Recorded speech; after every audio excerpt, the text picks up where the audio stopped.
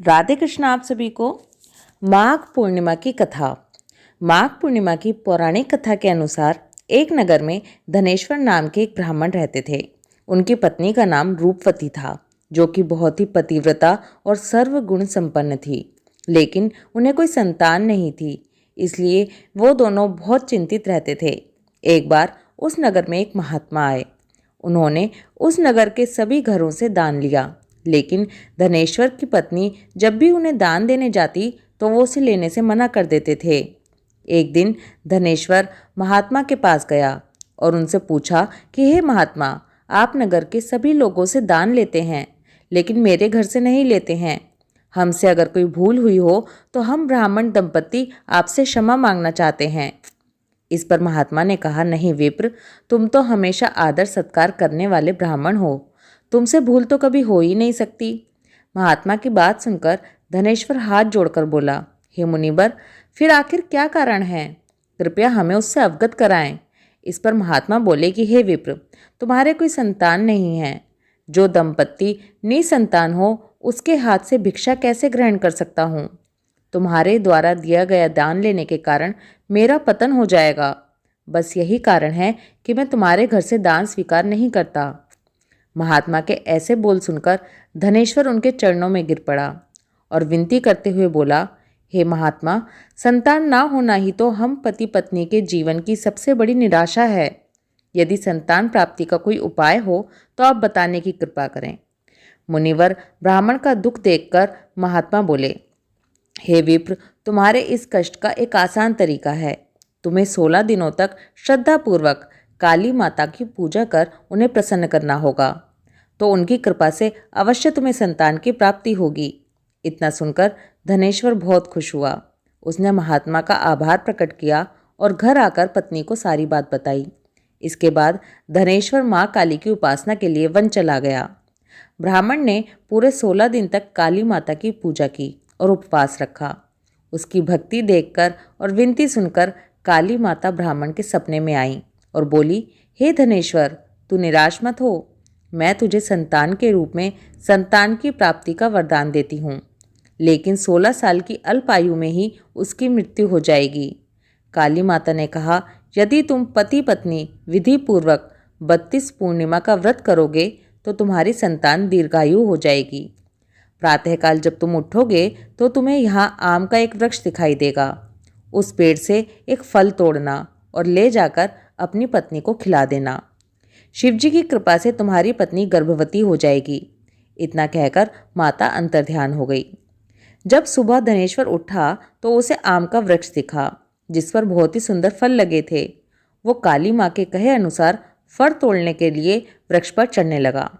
उसने कई बार प्रयास किया, लेकिन फिर भी फल तोड़ने में असफल रहा। तभी उसने गणेश भगवान का ध्यान किया और गणपति की कृपा से इस बार वो वृक्ष पर चढ़ गया और उसने फल तोड़ लिया। धनेश्वर ने अपनी पत्नी को वो फल दिया, जिसे खाकर वो कुछ समय बाद गर्भवती हो गई। दंपत्ति काली माँ के निर्देश के अनुसार हर पूर्णिमा पर दीप जलाते रहे। कुछ दिन भगवान शिव की कृपा हुई और ब्राह्मण की पत्नी ने एक सुंदर बेटे को जन्म दिया, जिसका नाम उन्होंने देवीदास रखा। जब पुत्र 16 वर्ष का होने को हुआ तो माता पिता को चिंता होने लगी कि इस वर्ष उसकी मृत्यु न हो जाए। इस पर उन्होंने देवीदास के मामा को बुलाया और कहा, तुम देवीदास को विद्या अध्ययन के लिए काशी ले जाओ और 1 वर्ष बाद वापस आना। दोनों पति पत्नी पूरी आस्था के साथ पूर्णमासी का व्रत कर पुत्र के दीर्घायु होने की कामना करते रहे। काशी प्रस्थान के दौरान मामा भांजे एक गांव से गुजर रहे थे। वहां एक कन्या का विवाह हो रहा था। विवाह होने से पूर्व ही उसका वर अंधा हो गया। तभी वर के पिता ने देवीदास को देखा और मामा से कहा, तुम अपना भांजा कुछ समय के लिए हमारे पास दे दो, विवाह संपन्न हो जाए उसके बाद ले जाना। ये सुनकर मामा ने कहा, यदि मेरा भांजा विवाह करेगा तो कन्यादान में मिले धन आदि पर हमारा अधिकार होगा। वर के पिता ने मामा की बात स्वीकार कर ली और देवीदास के साथ कन्या का विवाह संपन्न करा दिया। इसके बाद देवीदास पत्नी के साथ भोजन करने बैठा, लेकिन उसने उस थाली को हाथ नहीं लगाया। ये देखकर उसकी पत्नी बोली कि स्वामी, आप भोजन क्यों नहीं कर रहे हैं? आपके चेहरे पर ये उदासी कैसे? तब देवीदास ने सारी बात बताई। ये सुनकर कन्या बोली, स्वामी, मैंने अग्नि को साक्षी मानकर आपके साथ फेरे लिए हैं। अब मैं आपके अलावा किसी और को अपना पति स्वीकार नहीं करूंगी। पत्नी की बात सुनकर देवीदास ने कहा, ऐसा मत कहो, मैं अल्पायु हूँ। कुछ ही दिन में 16 वर्ष की आयु होते ही मेरी मृत्यु हो जाएगी। इस पर उसकी पत्नी ने कहा कि स्वामी, जो भी मेरे भाग्य में लिखा होगा उसे स्वीकार करूंगी। देवीदास ने उसे समझाने की बहुत कोशिश की, लेकिन वो नहीं मानी। तो देवीदास ने उसे एक अंगूठी दी और कहा, मैं काशी जा रहा हूँ, लेकिन तुम मेरा हाल जानने के लिए एक पुष्प वाटिका तैयार करो। उसमें तरह तरह के पुष्प लगाओ और उन्हें जल से सींचती रहो। यदि वाटिका हरी भरी रहे, फूल खिलते रहें, तो समझना कि मैं जीवित हूँ, और जब ये वाटिका सूख जाए तो मान लेना कि मेरी मृत्यु हो चुकी है। इतना कहकर देवीदास काशी चला गया। अगले दिन सुबह जब कन्या ने दूसरे वर को देखा तो बोली, ये मेरा पति नहीं है, मेरा पति काशी पढ़ने गया है। यदि इसके साथ मेरा विवाह हुआ है तो बताएं कि रात्रि में मेरे और इसके बीच क्या क्या बातें हुईं और इसने मुझे क्या दिया था। ये सुनकर वर बोला, मुझे कुछ नहीं पता, और पिता पुत्र वहां से वापस चले गए। उधर एक दिन सुबह एक सांप देवीदास को डसने के लिए आया, लेकिन उसके माता पिता द्वारा किए जाने वाले पूर्णिमा व्रत के प्रभाव के कारण वो उसे डस नहीं पाया। इसके बाद काल स्वयं वहां आए और उसके शरीर से प्राण निकालने लगे। देवीदास बेहोश होकर गिर पड़ा। तभी वहां माता पार्वती और शिवजी आए। देवीदास को बेहोश देखकर देवी पार्वती बोली, हे स्वामी, देवीदास की माता ने 32 पूर्णिमा का व्रत रखा था।